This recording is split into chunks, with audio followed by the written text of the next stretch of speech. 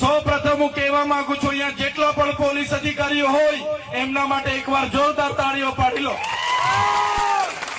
પણ સાથીઓ, પોલીસ અધિકારીઓ હોય કે જંગલ ખાતું હોય, કેટલાક અધિકારીઓ, ઉચ્ચ અધિકારીઓ ભાજપના નેતાઓના ઇશારે અમારા લોકોને રસ્તા ઉપર ઉભા રાખીને હેરાન કરે છે, લૂંટે છે, અમારા લોકોની જમીનો સંપાદન કરે છે.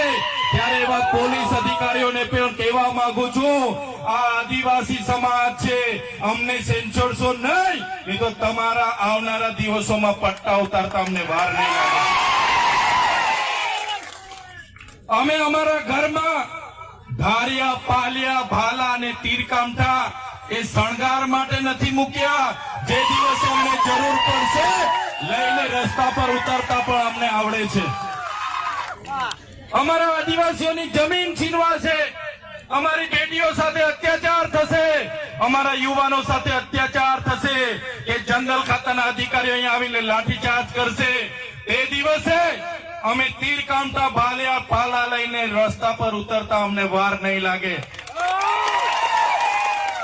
ત્યારે સાથીઓ, આજે આ મંચ પરથી તમને કહેવા માટે આવ્યા છે, ક્યાં સુધી લડેંગે જીતેંગે, ક્યાં સુધી જિંદાબાદ મુર્દાબાદ, ક્યાં સુધી આવેદન ને નિવેદન.